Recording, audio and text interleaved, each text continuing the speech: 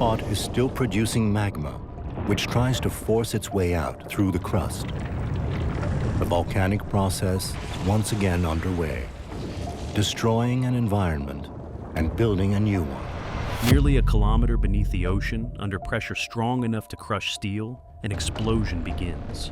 At magmatic temperatures, thousands of degrees, and when it's suddenly cooled by coming in contact with seawater, the bubble bursts. No air, no room for gas to expand. By every known rule of physics, it should be impossible. And yet, in 2012, something deep beneath the Pacific proved it wasn't. The eruption that shouldn't exist. In 2012, satellites detected something unusual drifting across the Pacific Ocean. From orbit, it resembled a vast sheet of pale ice, stretching across hundreds of square kilometers. But it wasn't ice.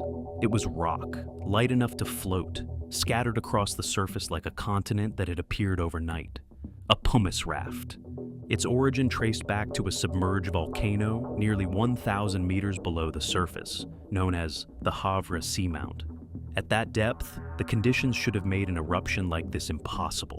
The pressure of the ocean at nearly a kilometer down is immense.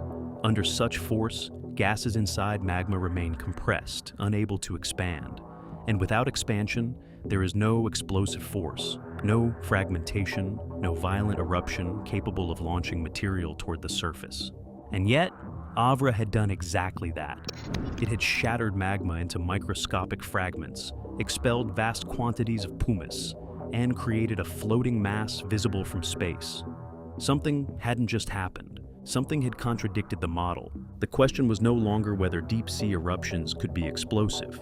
The question was what exactly had allowed this one to break the rules. A world we almost never see.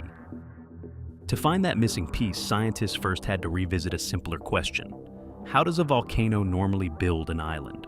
Most begin far below the surface, as underwater mountains known as seamounts, layer by layer, eruption by eruption. Lava accumulates, gradually raising the structure upward. In some regions, like mid-ocean ridges, tectonic plates pull apart. Magma rises to fill the gap, solidifying into new crust in a continuous process that reshapes the planet over millions of years. In others, such as subduction zones, one plate sinks beneath another, dragging water deep into the mantle. This lowers the melting point of surrounding rock, generating magma rich in gas and energy. When it rises, it produces more explosive volcanic systems, often forming island chains along the edges of continents. Then there are hotspots, plumes of heat rising from deep within the Earth's interior. As tectonic plates drift across them, volcanoes form in sequence, creating chains like the Hawaiian Islands. Different mechanisms, different locations, but the same general pattern. Growth begins quietly at depth. As the volcano rises, pressure decreases, gases expand more easily, and eruptions become more explosive. Eventually, the structure breaches the surface and an island is born. That is how it's supposed to happen. But Havra didn't follow that sequence. Its most violent phase occurred deep below, where pressure should have prevented it entirely. Where islands actually begin. Volcanoes don't appear randomly. They are the visible outcome of processes operating deep within the Earth. Along mid-ocean ridges, tectonic plates slowly pull apart. As they separate, magma rises to fill the gap, creating new crust in a continuous cycle that reshapes the planet from below. Over time, these eruptions can build vast underwater mountains, seamounts that grow layer by layer, eruption by eruption. Most never reach the surface, but some do. In places like Iceland, volcanic activity has pushed land above sea level, creating an island born directly from a fracture in the Earth's crust.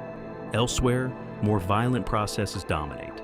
At subduction zones, one tectonic plate sinks beneath another, dragging water deep into the mantle. This lowers the melting point of rock, generating magma rich in gas and energy. When that magma rises, it creates explosive island arcs across regions like the Pacific Ring of Fire. And then there are hotspots, deep plumes of heat rising from within the Earth's interior. As tectonic plates drift across them, volcanoes form one after another, building chains like the Hawaiian Islands.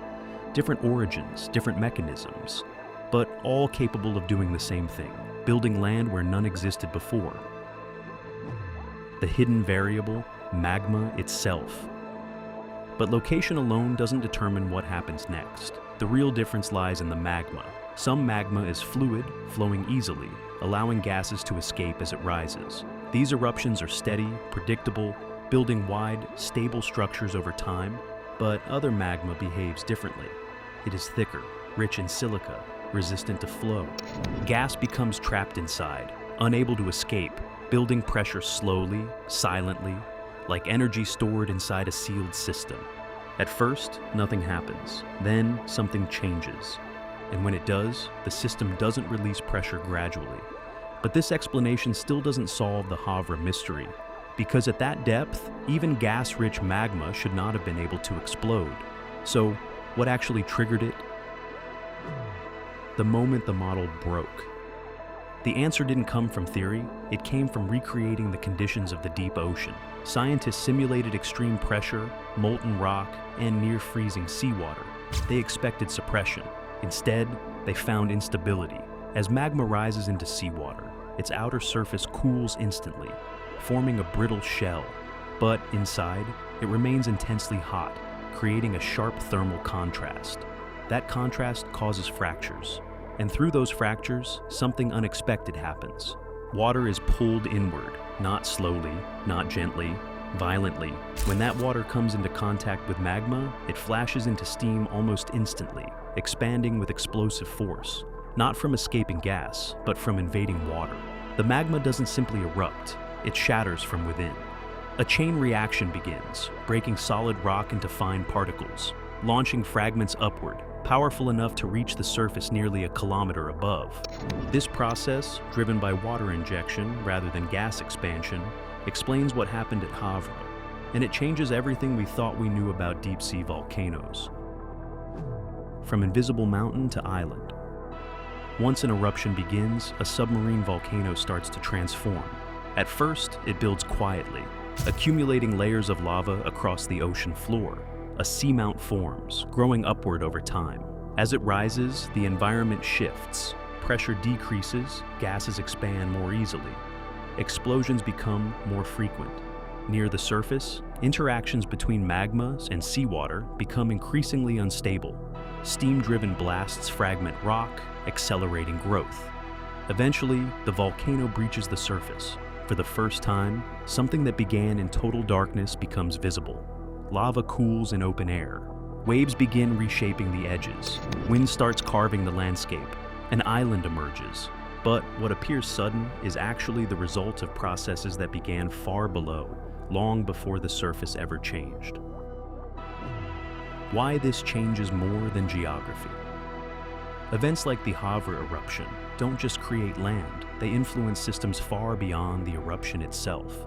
When magma fragments into fine particles, it releases bursts of heat into the surrounding ocean, disrupting localized circulation patterns.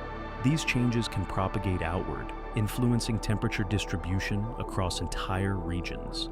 At the same time, volcanic material introduces nutrients into the water, altering marine ecosystems. Floating pumice rafts, like the one seen in 2012, can travel thousands of kilometers, carrying microorganisms, algae, and even small marine life across oceans. They act as moving ecosystems, redistributing life in ways that are still not fully understood. What happens in the deep ocean doesn't stay there. It connects to climate, to biology, and to the structure of the planet itself. That massive drifting field of rock seen from space in 2012 wasn't just debris. It was evidence, proof that far below the surface, under pressure that should suppress all violence, the Earth is capable of tearing itself apart in ways we are only beginning to understand. Because long before an island appears above the waves, its story has already begun, deep in darkness, where water meets fire, and rock is broken into the first fragments of new land.